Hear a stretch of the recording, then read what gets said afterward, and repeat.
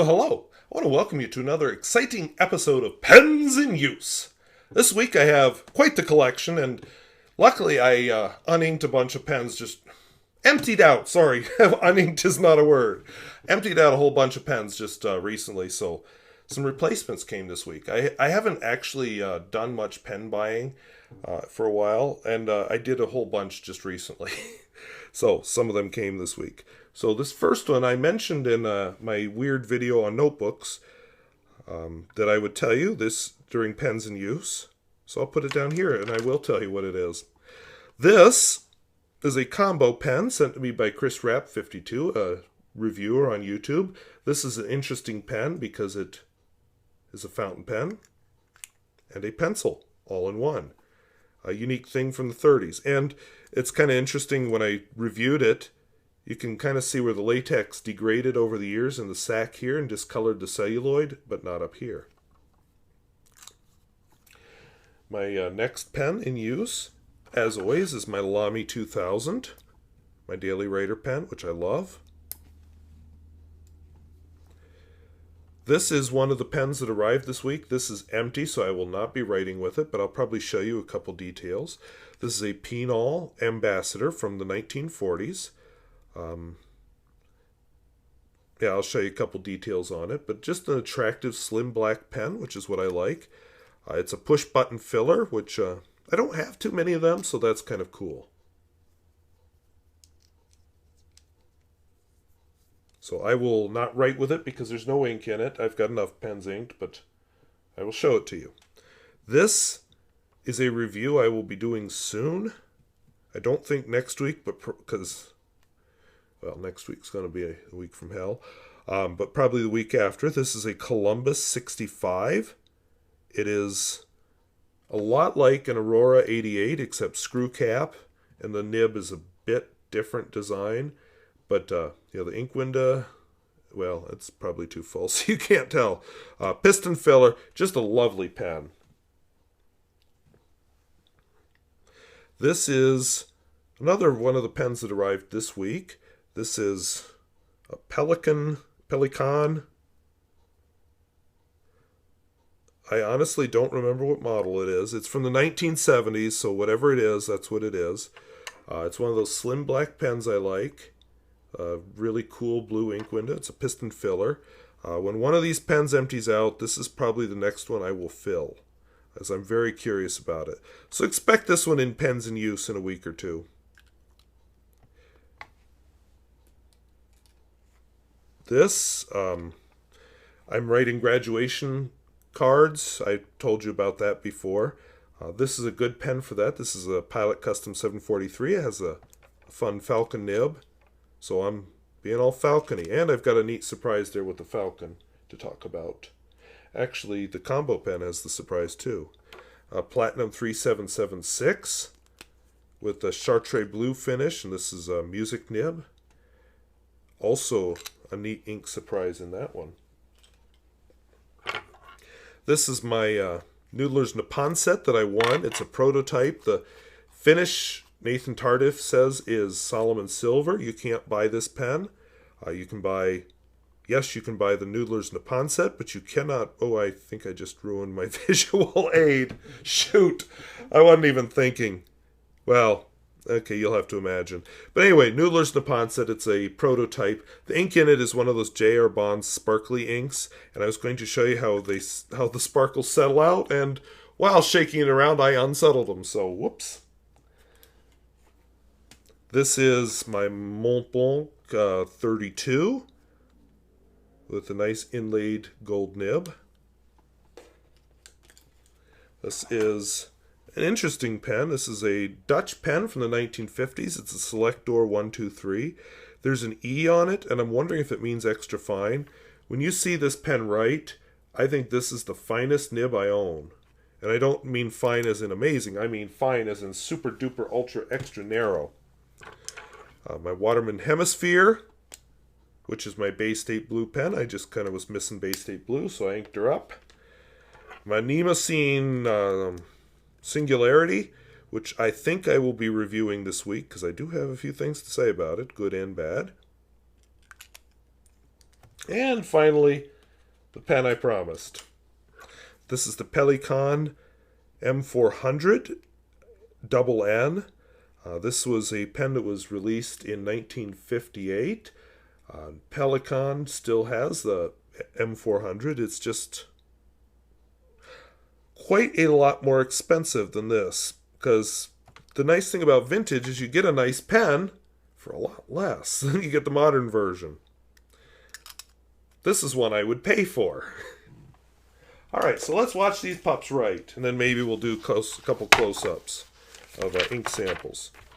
So today is, or will be, because I'm writing this prior to. We'll zoom this in. So we'll start with the combo pen. Today is March 12th. No, it isn't. May 12th. Wow. Let me pull this down, see if I can help the exposure there. May 12th, 2017. This is an unknown combo pen. I have had a few suggestions, so I need to go back and discuss them one of these days. Not tonight, though, because I'm tired and I want to go to bed. So this is a combo pen. The ink in it, guess what? Sailor, Gentle, Sky High.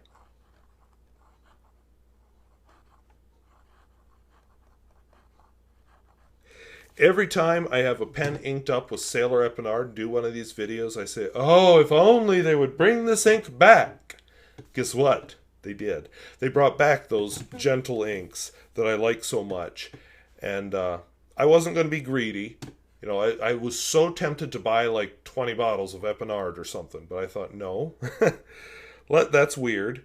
So what I did is I did buy one of each of the 6 colors that was discontinued. I didn't have them before. And I did like several of them, and I was sad when I would never get the chance to buy them. Oh, this is one that I actually wanted to try because it sheens. So hopefully on this paper I can show you some sheen when we do the close-up after it dries. If I can't show you the sheen, I will pull out, I'm doing some writing where there is sheening, so you'll see it on different paper. My Lamy 2000, my fine nib. It is trying out, appropriately enough, Lamy Black. And I like this Lamy Black ink. That's a good look for the ink. It flows well, behaves well. It's an awesome bottle. I will concede that there are other bottles of ink that may rank slightly higher, but I like it. The next pen was that Penol, which has no ink, so I will save that one for later when I get the magnifier out. So we'll jump to my Columbus 65. And I got some very useful comments that gave me some direction for my research on this. Make sure I'm spelling it right. So I will thank them when I do the video. But I'm using Noodler's ink.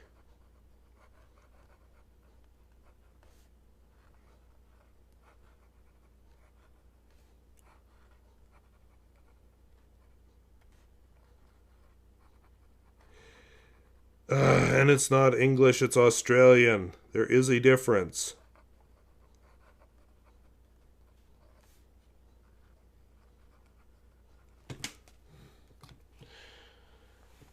Okay, that's just a nice pen with nice flex. I enjoy it. This Pelikan that I can't remember what it is at the moment. I'll come back to that. I'll just set that one with the Penol pen because we're going to do a couple close-ups on it.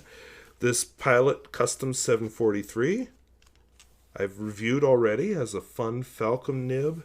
Now, it's designed for Japanese writing, not for European writing. Keep that in mind. If you keep that in mind, you will be happy with it. So it's a Pilot Custom 743 with a Falcon nib. And the ink is Sailor. I told you I bought all 6. You won't see all 6 tonight, but we're going to get close. Gentle Grenade. Another one that has some sheen to it. And again, if it doesn't work on this paper, I will walk across the living room and grab you some nicer paper. All right, this is my Platinum 3776 with music nib. I was going to do in my video on Cornell note. Wow, that's not how you spell platinum. Cornell notes, I was going to talk a little bit about extras. And one of the extras is highlighting, so I was going to use this as my highlighter. So I'm using the music nib, which writes like a stub, but it has an extra slit. And the ink, oh, I wonder, Sailor, Gentle, Peach. I don't know exactly how to pronounce it. It's peach, but then the one E has a weird little diacritical mark over it. I shouldn't say weird, that's not fair. A diacritical mark. I was going to show you how the sparkles settle out in this Noodler's Neponset, but like I said, while I was playing with it there, I unsettled them. So, Noodler's Neponset. This one's a prototype. You'll never be able to buy it in the store. I won it from Nathan Tardif himself in a contest. So, Noodler's Neponset, clearly it's a music nib, because that's the only nib you find with a Noodler's Neponset. And the ink is J. Herbon, IN, 1670, Rouge Hematite.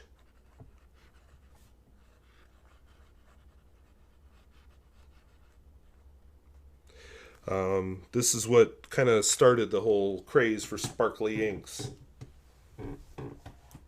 It's attractive. It's I don't want to call it playful. That just sounds weird. It's a interesting ink with quirks. This is my Montblanc 32. The only Montblanc I own. I actually don't like the looks of the 149. And I think I would discover it's too big for me anyway. I just don't like how it looks. This is simple, restrained. I just like this look. I like that inlaid nib. That's an EF actually. The ink is Pilot Iroshizuku. Yamabudo. I was writing a letter to a pen pal last night with this one, and on Tomoe River paper, I noticed that it sheens, and I think I'm seeing it here. Not as well as the Tomoe River paper shows it, but it is sheening. This paper is more absorbent than the Tomoe River paper, so that's probably it. This is a Selector 123. It's a Dutch pen from the 1950s. I am kind of into these minimalist designs. And this one's minimalist. It's also, like I said, probably one of the finest nibs I own in terms of girth. So I'm going to call it extra fine, even though there's no sign that it is. The ink, of course, another one, Sailor Ultramarine. Now, I've got to warn you,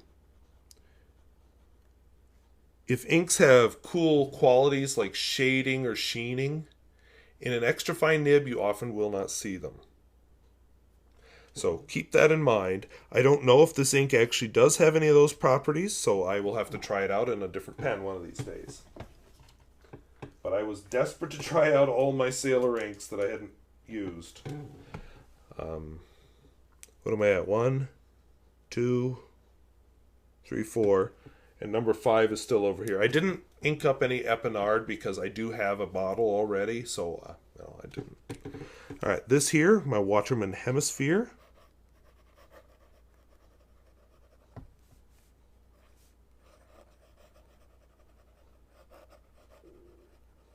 This has a fine nib, and I like Noodler's Bay State Blue. There's just nothing else like this. I've used Noodler's Bay State Blue as a highlighter ink. In fact, that's why this pen got inked up, so I could highlight some notes that I was taking for myself. Because yes, I do take notes by myself. It's not just me filming videos. I do actually take notes and fill notebooks and things. So Noodler's Bay State Blue. Nice bright ink. I think this one, unlike some inks, actually does transfer well to the digital medium. You can see it. And then finally, my Nemosine Singularity, I think. And you can probably guess which ink this is from all the clues I've given you.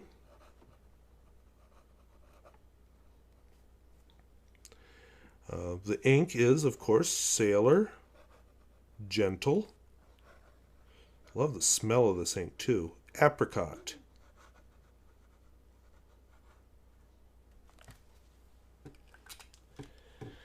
And this is a 0.6 millimeter nib. Kind of an odd size, which is part of why I got that nib. And that's a review upcoming in the next week or two. Actually, the Montblanc probably will be reviewed before I run out of this ink, and the Columbus will be reviewed before I run out of this ink. The Selector needs to go through a couple more fills before I'm ready to review it, so we'll just save that one. Alright, this guy here is my Pelikan. So this is my Pelikan.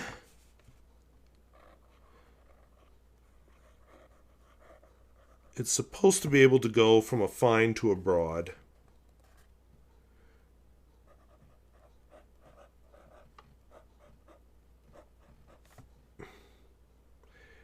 So the nib itself is actually a fine nib.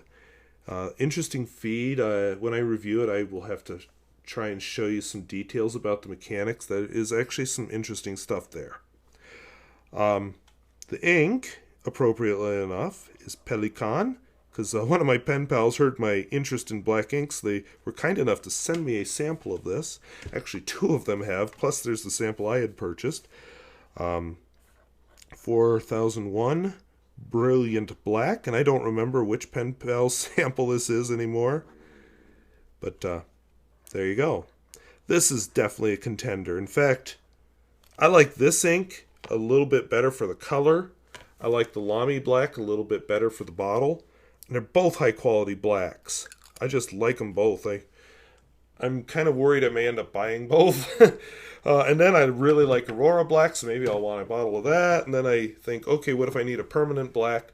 And honestly, the front runner for that turns out to be the Platinum Carbon Black. So I'll get into that when I do my black video. But anyway,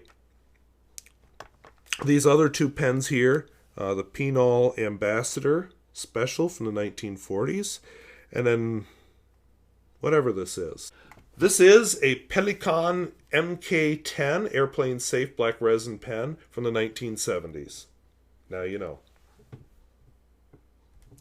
So I keep trying to unscrew it, but it's actually a snap cap. Not a lot of bounce to that nib. And I'm not going to force it, because you don't force nibs to do what they don't want to do, because they go this and they don't go back.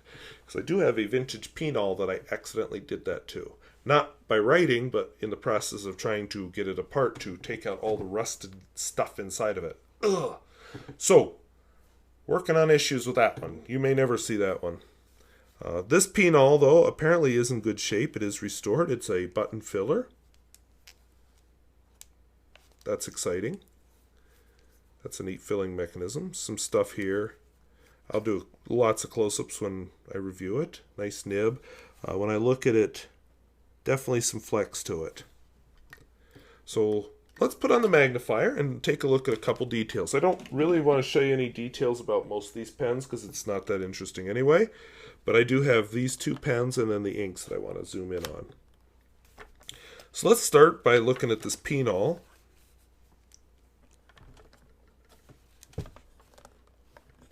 Oh, and there's a light on this magnifier because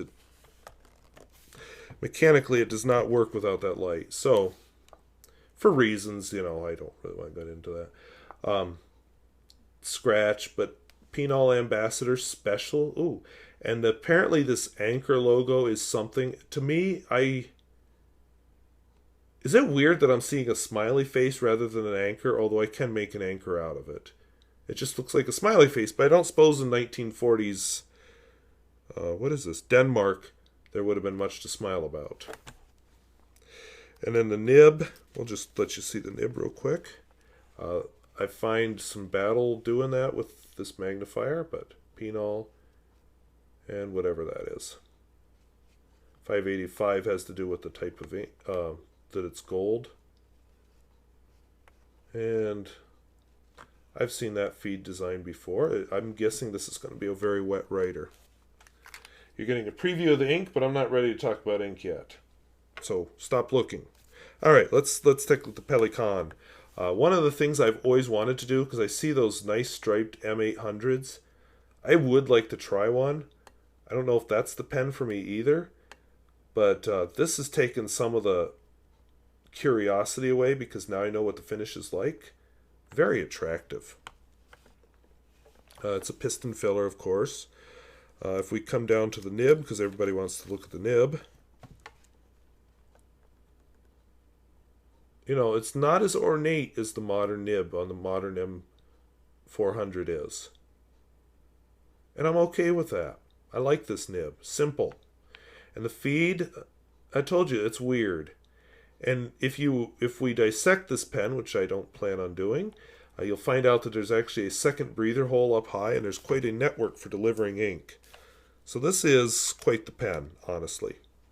All right, the last thing I want to do is just look at a couple different close-ups of ink. See if we can see some sheen, possibly.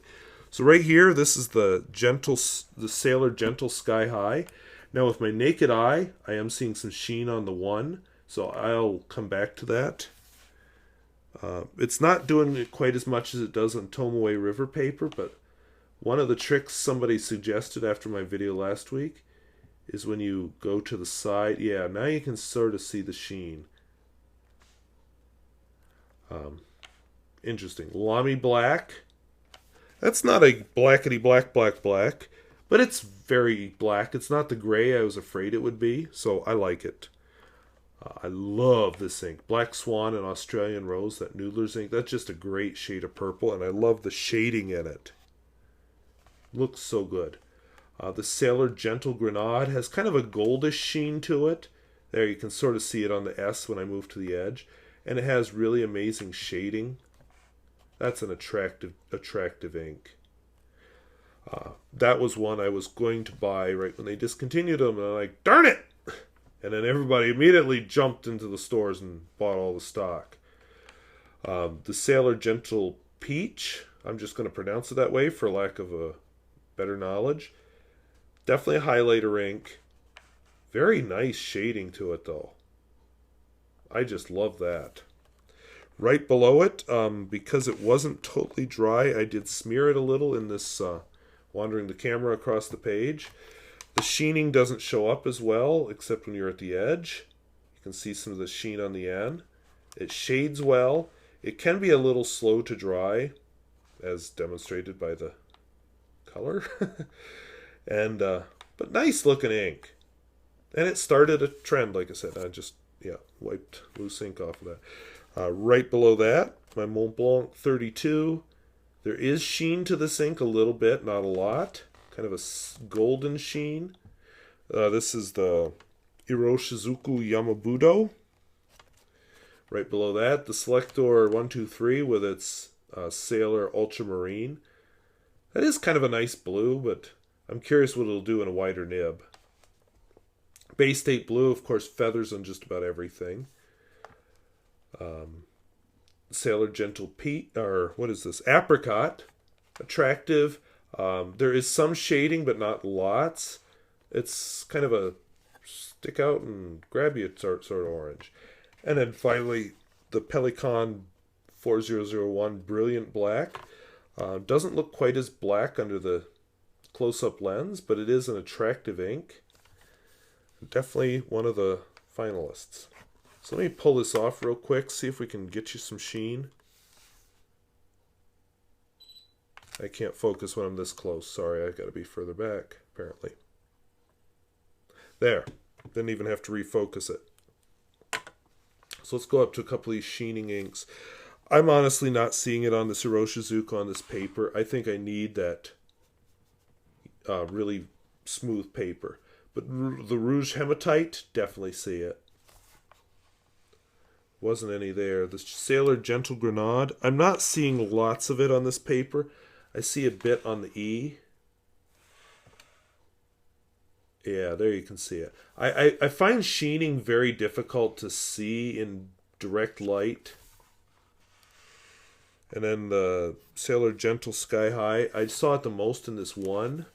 It's very red, but yeah, it's not showing here. So anyway, that's what's going on with my pens this week. This weekend, you can look forward to my final driving video from my last fall driving back from Bismarck series. And then I've got some much more interesting countryside to show you. I've been taking a class in Bismarck, so I took some interesting routes up there. We'll do some dives through some small towns, and I'll have to come up with a new topic. And of course, I'll be back on Monday, hopefully, with the Carnell notes, and more note taking. So we'll see you then. So I hope this was interesting. Hope it was useful, and we'll talk to you later. Bye bye.